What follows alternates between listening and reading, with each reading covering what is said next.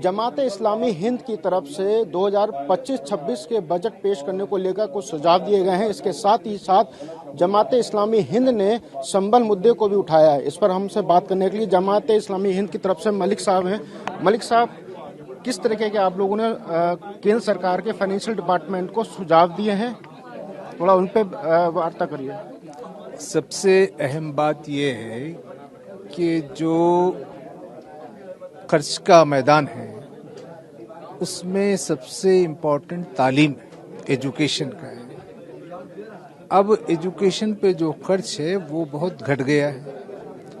हमारा सुझाव ये है कि यूनियन बजट का कम से कम 6% हिस्सा वो एजुकेशन पे लगना चाहिए। यूनिवर्सिटीज़ की जो फंडिंग है उसमें इजाफा होना चाहिए। और हेल्थ सेक्टर है, हेल्थ सेक्टर पर कम से कम यूनियन बजट का 4% हिस्सा वो हेल्थ की फैसिलिटीज के सिलसिले में उसको लगाना चाहिए। तीसरा जो वो बेरोजगारी है, अनएम्प्लॉयमेंट है, उसको दूर करना चाहिए। गवर्नमेंट ने जो मनरेगा स्कीम का गुज़िश्ता बजट में 33% कट कर दिया है। हम चाहते हैं कि उसको रिवर्स किया जाए। जैसे मनरेगा का है वो रूरल एरिया में, अर्बन एरिया में भी बहुत से लोग बेरोजगार हैं, तो उसी मॉडल पर कोई दूसरी स्कीम भी इसमें शुरू करना चाहिए। और जो जीएसटी वगैरह है उसमें 2 क्लासेस बनाए जाएं। एक है जो बहुत ज़रूरी चीज़ें, उस पर जीएसटी कम होना चाहिए, और जो लग्जरी आइटम्स हैं उसके ऊपर जीएसटी को बढ़ाना चाहिए।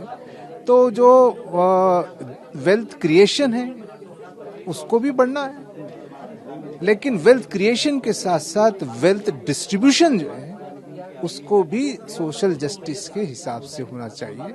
तो यूनियन बजट में बहुत सी चीज़ें हमने लिखी हैं और फाइनेंस मिनिस्टर से हम उनको भेजेंगे। अगर वो हमसे मुलाकात की भी हम दरख्वास्त करेंगे, मुलाकात हो तो मुलाकात करके भी अपनी बात पेश करेंगे।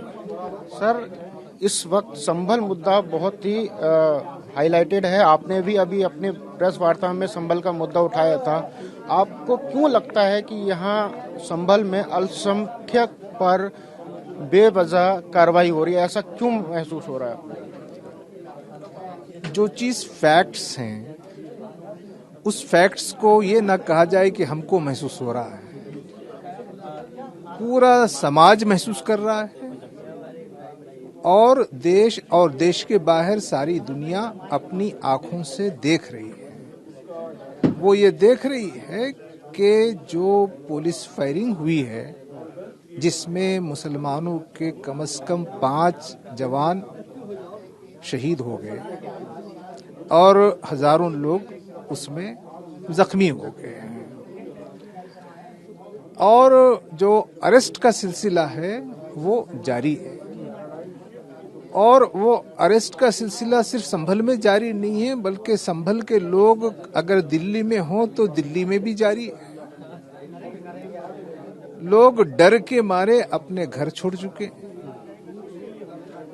तो जो कार्रवाई हुई है वो कार्रवाई हुई है जुडिशियल प्रोसेस की गलती से, और जो पुलिस फायरिंग हुई है वो पुलिस एडमिनिस्ट्रेशन की गलती, और सारा जो नुकसान है वो नुकसान मुस्लिम कम्युनिटी। तो ये सब महसूस करने का नहीं है, दिख रहा है। तो ऐसा लग रहा है कि जहाँ जहाँ भी मुसलमानों की बड़ी आबादी है उस आबादी की जो ताकत है या उनके जो वहाँ एक साथ जमा होते हैं उनको बेघर कर देना, उनको मुंतशिर कर देना, उनको डिमोरलाइज कर देना, उनकी इकोनॉमी को ख़राब कर देना, उनके करेज को ख़त्म कर देना, उनकी एजुकेशन को ख़त्म कर देना, तो ये सब तो बहुत यानी जो है देश की तरक्की की बात नहीं है। अगर देश का जो मुसलमान है वो तरक्की न करे तो देश कैसे तरक्की करेगा? देश की तरक्की तो देश में रहने वाले सब लोगों की तरक्की को तरक्की कहा जाएगा। तो जो कुछ हो रहा है वो बहुत गलत हो रहा है। इसलिए हम गवर्नमेंट को, स्टेट गवर्नमेंट को, सेंट्रल गवर्नमेंट को آپ کے اس میڈیا کے ذریعے سے متوجہ کرنا چاہتے ہیں کہ ان چیزوں میں جو بیاض ہے یا لوگوں کو لگ رہا ہے کہ ہمارے ساتھ ظلم ہو رہا ہے، وہ آپ اس رویے کو چھوڑ دیں. آپ کوئی غلطی کرتا ہے تو اس کو سزا ملنی چاہیے، لیکن وہاں مسجد کے سامنے پولیس اسٹیشن بنایا جا رہا ہے.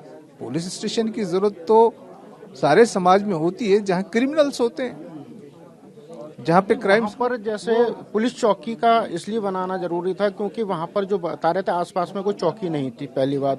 دوسری بات یہ ہے جو جس طریقے سے صفی اویسی صاحب نے کہا ہے کہ یہ وقف بورڈ کی زمین پر ہی اس چوکی کو بنایا جا رہا ہے، تو ضلع مجسٹریٹ یا ضلع ادھیکاری نے بھی کہا ہے کہ اس کے مطابق کوئی بھی ایسے کاغذات ہمارے سامنے پیش نہیں کیے گئے ہیں جس کو ہم یہ کہہ دیں کہ وقف بورڈ کی زمین ہے. پیش کرنے کا کون موقع دے گا؟ آپ دیکھیے کہ وہاں کے رہنے والے گرفتاری کے ڈر سے بھاگ رہے ہیں، اپنی دکانیں بند کر رہے ہیں، اپنے گھر بند کر رہے ہیں، اور پولیس کے ایک ہراسمنٹ وہ محسوس کر رہے ہیں. اب ایسے موقع پر کس میں اتنی ہمت ہے کہ پولیس میں جا کر کہے؟ تو پولیس کو اگر آ کے نہ کہیں، اگر ان کو ریکارڈز مل جائیں. سر ایسے موقع پہ ہی تو لیڈرز کو سامنے آنا چاہیے، کیونکہ چلیے ٹھیک ہے مان لیا ہے کہ وہ لوگ پریشان ہیں اور ڈرے ہوئے ہیں، تو ایسے موقع پہ ہی تو لیڈرز کو سامنے آنا چاہیے، کندھے سے کندھا ملانا چاہیے، آپ لوگوں کو آگے جانا چاہیے. نہیں، ہم تو یہی کہہ رہے ہیں کہ ہم آپ کی مدد سے پولیس تک اور حکومت تک بات پہنچا رہے ہیں، لیکن جو گورنمنٹ کا، یو پی اسٹیٹ گورنمنٹ کا اور یو پی جو پولیس ڈپارٹمنٹ کا جو رویہ ہے، ان کا کام جس کو تکلیف ہوتی ہے انہی سے رجوع ہو سکتا ہے. اگر ہم کو تکلیف ہو رہی تو ہم کس سے بات کریں گے؟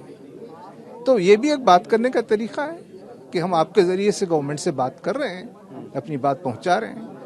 وہاں اسکول بھی بنائے جا سکتے ہیں، کالج بھی بنائے جا سکتے ہیں، لائبریری بھی بنائی جا سکتی ہے. وہاں پہ کچھ اسکلز ڈیولپمنٹ کا کوئی سینٹر بھی کھولا جا سکتا ہے. اصل ایشو کیا ہے؟ کیا ان کو اگر آپ ایجوکیشن دیں گے، اسکلز کو ڈیولپ کریں گے، کانفیڈنس بلڈنگ کریں گے، وہ طریقے سے تو چیزوں کو کنٹرول کیا جا سکتا ہے. اب یہ کہ وہ زمین کس کی ہے، کیا ہے، وہ تو تحقیق، وہ تو ریسرچ اور اس کا انویسٹیگیشن کا پروسیس ہے. لیکن لوگوں نے ایسا کہا ہے تو وہ جو ہے لوگوں سے کچھ ڈیمانڈ کریں، صبر کریں تھوڑا. یعنی عوام کو زیادہ صبر کرنا چاہیے، حکومت کو زیادہ صبر کرنا چاہیے. میرا خیال یہ ہے کہ حکومت ایک بڑی چیز ہے، ایڈمنسٹریشن ایک بڑی چیز ہوتی ہے، ان کو زیادہ لوگوں کے ساتھ بیہیو کرتے ہوئے ان کو زیادہ صبر کرنا چاہیے. شکریہ بات کرنے کے لیے. تو آپ تھے ملک صاحب جنہوں نے بے باکی سے اپنی بات رکھی اور یہ بھی کہا ہے کہ جو ایڈمنسٹریشن ہے اس کو تھوڑا سا چوکی بنانے کی جلد بازی سے پہلے کاغذوں کی چھان بین کرنی چاہیے تھی. جماعت اسلامی ہند کی طرف سے 2025-2026 میں پیش ہونے والے بجٹ کو لے کر کچھ سجھاؤ دیے گئے ہیں. اس پر ہم سے بات کرنے کے لیے پریزیڈنٹ صاحب ہیں محمد سید صاحب. سر کس طریقے کے سجھاؤ آپ لوگوں کی طرف سے کیندر سرکار کی فائنانس ڈپارٹمنٹ کو دیے جا رہے ہیں؟ بنیادی بات یہ ہے کہ ہم یہ سمجھتے ہیں کہ اس وقت جو سرکار کی پالیسیوں کا رخ ہے تو اس میں ویلتھ کریشن پر توجہ ہے اور ویلتھ کریٹ بھی ہو رہی ہے، لیکن جو ویلتھ کریٹ ہو رہی ہے اس کا ایکویٹیبل ڈسٹریبیوشن ہو اور وہ چند ہاتھوں میں کیندرت نہ رہے بلکہ بھارت کے سارے ورگوں اور سارے ناگرکوں کے کلیان کا ذریعہ بنے، اس پر توجہ بالکل نہیں ہے. اور اس کے نتیجے میں برابر ہمارے ملک میں بے روزگاری بڑھ رہی ہے اور غربت بڑھ رہی ہے اور لوگوں کی مجبوریاں بڑھ رہی ہیں. تو ہم یہ سمجھتے ہیں کہ یہ بہت ہی اچھا اوسر ہے گورنمنٹ کے پاس کہ اس بجٹ کو وہ ایک چینج کا، ایک بدلاؤ کا ذریعہ بنائیں اور پالیسیز کو اس طرح اورینٹ کریں کہ اس کے نتیجے میں دولت پیدا بھی ہو، ویلتھ کریٹ بھی ہو اور اس کا صحیح طریقے سے ڈسٹریبیوشن بھی ہو. تو اس سلسلے میں ہم نے 16 سجیشن دیے ہیں. 10 سجیشنز کا تعلق ایکسپینڈیچر سے ہے اور 6 سجیشنز کا تعلق انکم سے ہے. ایکسپینڈیچر میں ہمارا خیال یہ ہے کہ وہ زیادہ سوشل سیکٹرز میں ایجوکیشن پر، ہیلتھ پر، امپلائمنٹ جنریشن پر توجہ ہماری بڑھنی چاہیے. تو ہم نے یہ سجیشن دیا ہے کہ Mahatma Gandhi national rural employment guarantee scheme اس کا پرانا جو بجٹ تھا وہ بجٹ بحال کیا جائے، اور اسی قسم کی ایک اسکیم اربن پور کے لیے، شہری بے روزگاروں کے لیے لانچ کی جائے۔ پھر ہم نے مشورہ دیا ہے کہ ایجوکیشن پر 6% جی ڈی پی کا جو پرانا مطالبہ ہے، اور بی جے پی کے مینیفیسٹو میں بار بار یہ بات وعدہ کیا گیا ہے، اس وعدے کو پورا کیا جائے، اور یہ 6% جی ڈی پی کس طرح خرچ ہونا چاہیے اس سلسلے میں ہم نے مشورے دیے ہیں۔ اور ان مشوروں میں ایک مشورہ یہ ہے کہ جو یونیورسل ایجوکیشن ہے، کمپلسری ایجوکیشن ہے، اس ایجوکیشن کو صرف 8 تک رکھنے کے بجائے پورا ہائی اسکول ایجوکیشن کور کیا جائے۔ ایک امپورٹنٹ مشورہ یہ ہے کہ universities, state universities, central universities, higher education, اس میں گورنمنٹ کا خرچ بڑھایا جائے، فائنانسنگ جو یونیورسٹیز کی وہ بڑھائی جائے۔ ہیلتھ کے سلسلے میں ہمارا مشورہ یہ ہے کہ جو آیوشمان اسکیم بھارت یوجنا ہے، اس یوجنا کا جو دائرہ ہے، اس کا جو کوریج ہے، وہ مڈل کلاس کے سلسلے تک بھی بڑھایا جائے۔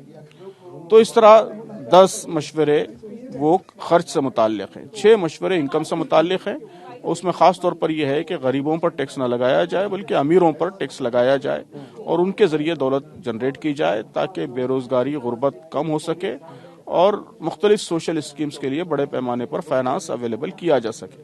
تو اس سلسلے میں بھی 6 پروپوزلز ہمارے اس پروپوزل میں شامل ہیں۔ سر، آپ پروپوزل تو دیے ہیں، کیا آپ فائنانس ڈپارٹمنٹ میں جا کے ان سے ملاقات کریں گے؟ بات بھی کریں گے، ابھی تک ہم پہنچائیں گے، ظاہر سارے طریقے ہیں، پریس خود بھی ایک طریقہ ہے حکومت تک بات پہنچانے کا، اور اس طریقے سے بات پہنچا رہے ہیں۔ اس کے علاوہ فائنانس منسٹر کو ہم یہ ساری چیزیں بھیجیں گے، اور اگر ضرورت پڑے گی تو ان سے ملاقات بھی کریں گے۔ سر، آپ نے پریس وارتا کے دوران سنبھل کا مدعا اٹھایا ہے، جس طریقے سے لگاتار کارروائی ہو رہی ہے، تو اس پر آپ کیا کہنا چاہتے ہیں؟ کیا آپ کو لگتا ہے کہ یہ ایک طرفہ کارروائی ہو رہی ہے؟ سنبھل میں جو کچھ ہو رہا ہے ہمارے خیال میں وہ وینڈیٹا پالیٹکس ہے، بدلاؤ کی سیاست ہے، اور حکومت کی مشنری کا اور قانون کا، لا کا، ان سب چیزوں کا بڑے پیمانے پہ مس یوز اور سلیکٹیو اپلیکیشن یہ ہو رہا ہے، اور ہم سمجھتے ہیں کہ یہ کوئی بہت ہی اچھا ٹرینڈ نہیں ہے، اچھا رجحان نہیں ہے۔ یہ معاملہ صرف سنبھل کا نہیں ہے، یہ معاملہ صرف مسلمانوں کا بھی نہیں ہے، بلکہ ادھیکاریوں کو اگر اس کاریہ شیلی کا آپ عادی بنا دیں گے تو ظاہر ہے کہ اس کے نتیجے میں رول آف دی لا، قانون کی حکومت، یہ خود کوشچنیبل ہو جائے گی، اور اس کا نقصان سماج کے سارے طبقات کو، سارے سیکشنز کو پہنچے گا۔ تو ہم یہ سمجھتے ہیں کہ یہ کوئی معمولی بات نہیں ہے، یہ بہت ہی خطرناک رجحان ہے، اس پر روک لگانے کی کوشش ہونی چاہیے، اور ادھیکاریوں کو، سینٹرل گورنمنٹ کو، میڈیا کو، سول سوسائٹی کو، ان سب کو کوشش کرنی چاہیے کہ یہ کاریہ شالی یہ بدلے، اور لوگ جو ہے خاص طور پر ادھیکاری وہ قانون کے مطابق اپنی ذمہ داریاں ادا کریں۔ سر، وہاں ایک چوکی بنائی جا رہی ہے، چوکی کو لے کر بھی مدعا اٹھا ہوا ہے کہ اویسی صاحب نے کہا ہے کہ وقف بورڈ کی زمین ہے، ضلع پرشاسن کہہ رہا ہے کہ اگر اس طرح کے کوئی ڈاکومنٹ ہیں تو ہمارے سامنے لائے جائیں، اس پر بھی ایک راجنیتی شروع ہو گئی ہے۔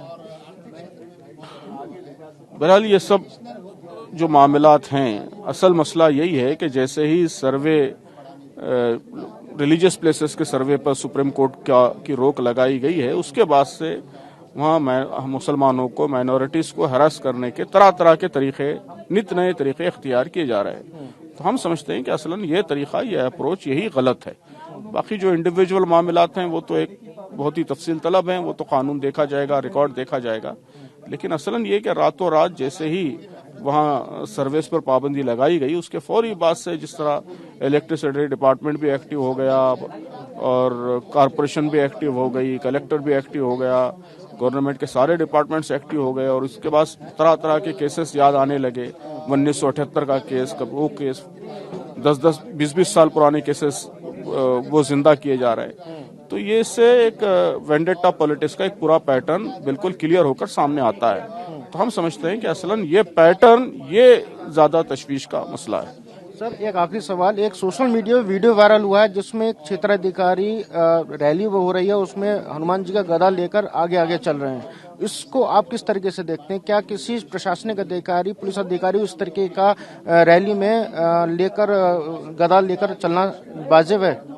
ظاہر ہے یہ تو سمویدھان کے دستور کے خلاف ہے، کانسٹیٹیوشن کے خلاف ہے، اور ادھیکاریوں کو، آفیسرز کو جن کانسٹیٹیوشنل پرنسپلز کا پابند ہونا چاہیے اس کا کلیئر وائلیشن ہے۔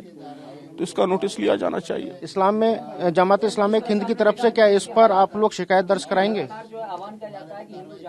बहरहाल ऐसा अभी हमने नहीं सोचा है।